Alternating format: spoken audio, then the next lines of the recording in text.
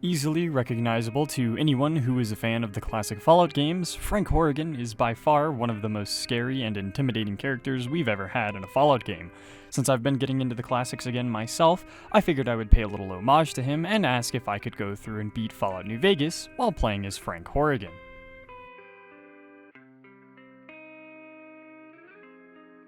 This run is going to be a little bit different from what I normally do, considering setting up a character like Frank Horrigan is going to be absolutely terrifying. So I went through and of course picked his actual tag skills from Fallout 2. The thing with Frank Horrigan though is he has 10 in every special, which means that this run is not exactly going to be very difficult, but it should be pretty entertaining. For traits, I just went with stuff that would kind of make me terrifying, and headed right out into the Mojave and started my adventure. First things first, I set all my specials to 10, and then worked around with some console commands to make myself a little bit taller. Now, the reasoning for this is that Frank Horrigan was actually a super mutant that the Enclave ended up experimenting on. He was an original soldier that was just a bodyguard for one of the presidents, but ended up being exposed to FEV during a patrol near Mariposa military base, and so this, of course, made sure that the Enclave would experiment on him and see what they could do with him to turn him into a super soldier. That is why we end up being about 12 feet tall. Frank Horrigan had his own suit of custom-fitted Enclave power armor, and he was an absolute menace. By far one of the most terrifying things we've ever seen in Fallout. Even the voice actor that they had for him in Fallout 2 was just absolutely terrifying. Now, Frank Horrigan is kind of a hard character to build, considering the equipment he uses isn't, really accessible in New Vegas.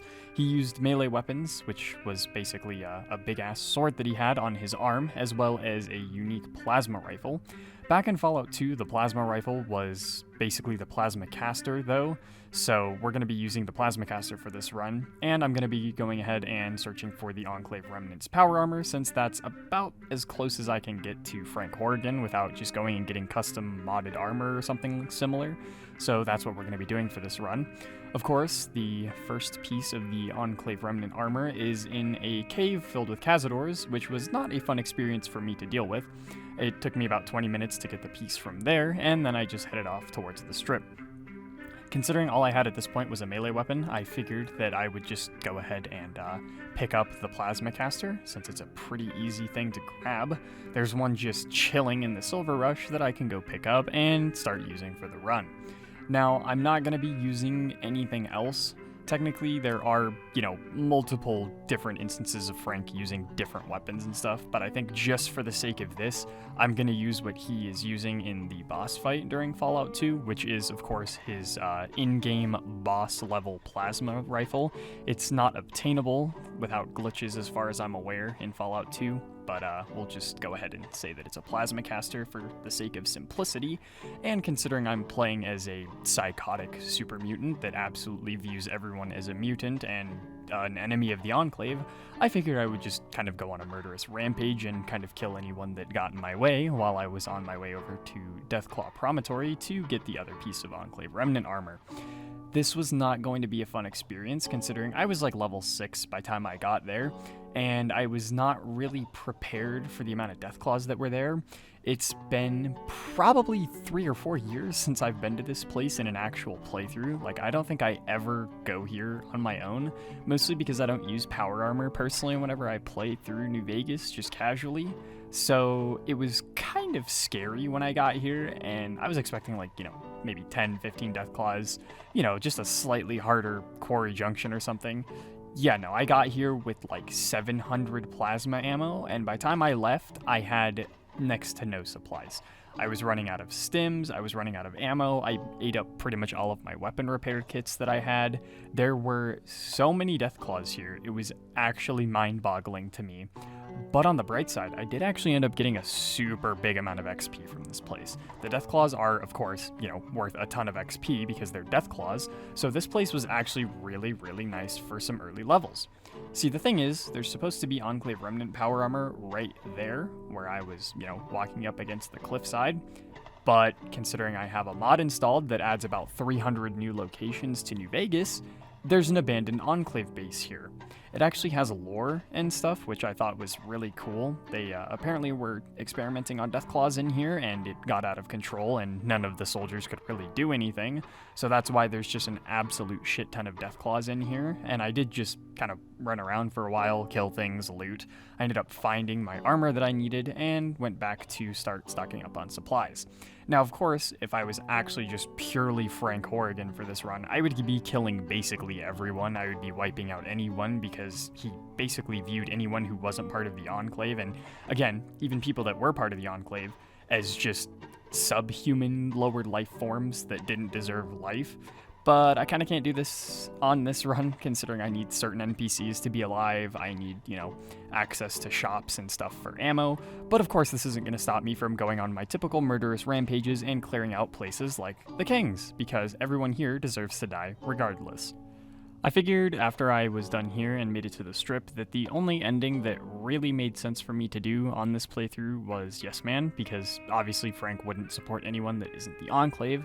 And I know you're thinking that I should be doing, the Enclave Remnants questline as well, but I'm not going to do that since Frank didn't actually really like any of the Enclave soldiers that he worked with.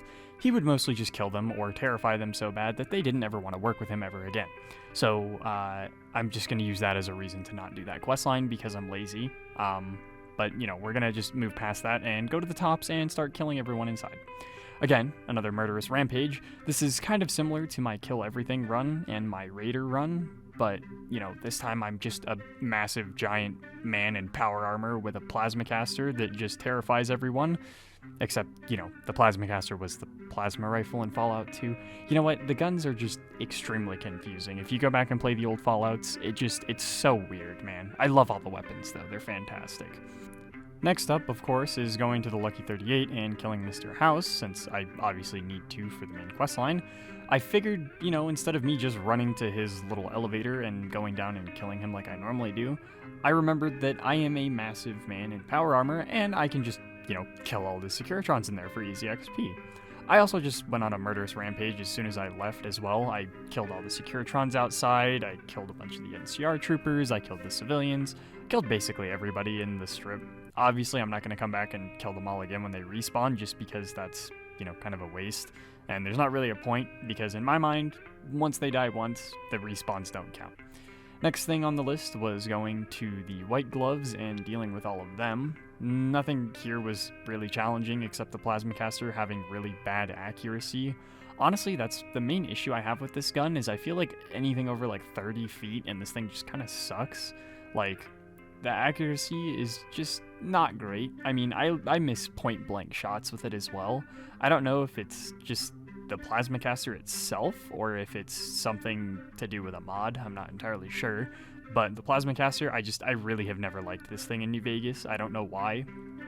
It's not going to stop me from using it against the Brotherhood, though, and absolutely slaughtering everyone inside. I was actually surprised at how much damage this thing was doing through power armor to the Brotherhood members. Like, it was insane. The plasma caster might not have the best accuracy, but it is still a really, really good weapon. It's absolutely fantastic for, killing things, assuming you actually hit them. The Brotherhood, they didn't stand a chance. The turrets got blown up in here, the paladins all died. Pretty much everybody was just executed on sight. Nobody could really do much to me. I did take a lot of damage during this run, but I'm mostly blaming that to the fact that my character is literally like 60% taller than he's supposed to be, so my hitbox is obviously increased as well. We're just gonna blame that instead of me being bad at the game.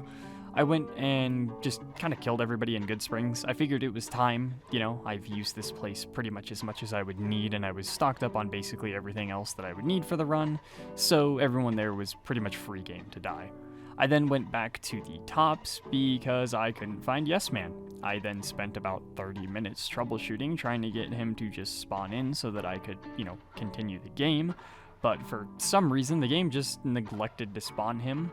He wasn't up in Benny's room. He wasn't outside the tops. Waiting to try to get him to spawn didn't do anything. I eventually had to just console command him into the game to get him to, actually be here. And then I just sent him over to the Lucky 38 so that we could get all that done. I figured, since I almost never do it, and I actually remembered to do it this time for Yes Man's run, that I would actually go to the fort and start killing things there. You know, I normally never actually go and do the fort on Yes Man's questline. I don't know why, I just kind of forget. I think it's because Mr. House requires me to go to the fort and upgrade the Securitrons, whereas Yes Man doesn't, so I just kind of get sidetracked and forget to do anything. So I headed my way over to Cottonwood Cove so that I could just kill everybody here and, make my way to the fort. This wasn't really challenging. The Legion is just very lackluster. I don't think they would have ever stood a chance against the Enclave, which is, pretty likely, honestly. I mean, the Brotherhood obviously kind of helped in Fallout 2 against the Enclave, but by then they were pretty low on everything, really. I mean, they didn't really have a strong footing back then. Not sure if the NCR ever really got into it with the Enclave. I honestly don't remember much about Fallout 2 as I haven't played that in a hot minute, but I figure if they would have got into it with the old, actual big Enclave from Fallout 2, they probably would have lost a good chunk of their resources to the Enclave. I mean, the only reason the Enclave is even gone in Fallout 2 is strictly because of the Chosen One. I don't think anybody else would have actually been able to take them on, as far as, the other characters and factions go. Anyways, back to just murdering a bunch of factions that I don't agree with. Next up was the Great Khans, who didn't stand a chance whatsoever. I did have a couple game crashes in Red Rock for some reason. I don't know why. The game just decided to kind of have a seizure on me a little bit occasionally. I tried sniping with the plasma caster, which didn't work out very well. And once this was done, I went back to go put Yes Man into the Lucky 38, and surprise, surprise, his questline broke again. I sat here for probably 15 minutes waiting for him to just insert himself into the computer, but he wasn't here. I don't know why he wasn't here. I mean, I watched him go to the Lucky 38 earlier, and then I just kind of gave up and reloaded an old save so that I could go deal with the boomers.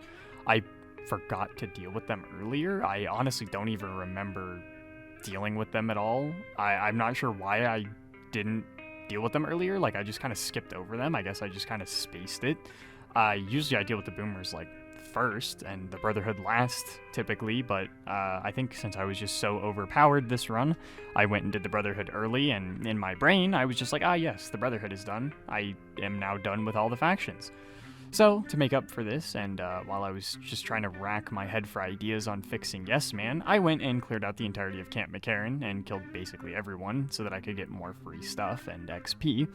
Again, since I'm technically part of the Enclave, I figured it makes sense for me to just go kind of murder all of them. I then got sidetracked again and went back to Hidden Valley so that I could go up to Black Mountain and go kill Tabitha, as I didn't do this earlier since I didn't have a weapon. She didn't really stand a chance either. I mean, she just kind of died immediately. After that, I went out and bonked one of the Nightkins on the head with a super sledge. I figured I would, try to get his melee weapon up and going, and since he uses a unique sword in Fallout 2, I figured the bumper sword from the Nightkins would be about the closest thing I could get to that. So this is going to be our melee weapon for the run. Although, I kind of don't need it since I have the plasma caster. There's not a whole lot that I need a melee weapon for. It was still fun to just kind of run around at Hoover Dam with it, though, and just kind of bully things. I apparently killed so many of the Great Khans this run that none of them even spawned at Hoover Dam, which is kind of nice for once.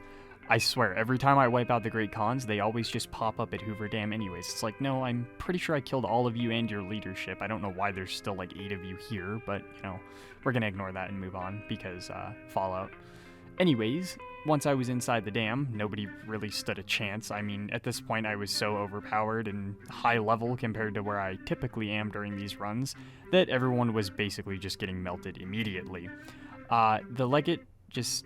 I don't even really have to say anything about this. I mean, he just got cyberbullied. I didn't even use the plasma caster. I just 1v1'd him with a bumper sword and killed him in 10 seconds. He didn't stand a chance. I also got him to just, ignore all of his troops with a bunch of buffs so that I could get my speech high enough that he would 1v1 me, and then General Oliver arrived. This was, about as typical as you would think for what would happen to the NCR if they tried to, tell Frank Horrigan what to do. None of them really stood a chance, and honestly, it's kind of terrifying to think about what it would be like if the Enclave took over in New Vegas and was, actually the ones that owned the Strip. But that's a whole different can of worms that could open up a big discussion. Anyways, this was pretty much easy as far as runs go. Honestly, I was, wasn't really expecting this run to be a loss or anything. It wasn't exactly hard, but it was a neat little cosplay run, and I did indeed have a bunch of challenging moments with, the Death Claws, the Cassadors, just getting it all set up with the equipment. That's honestly the hardest part of this run, but as always, I hope you guys enjoyed, and if you have any suggestions for ways that I can torture myself in future videos, feel free to leave them in the comments below. I appreciate each and every one of you for showing the channel support, and I hope you all have a wonderful rest of your day.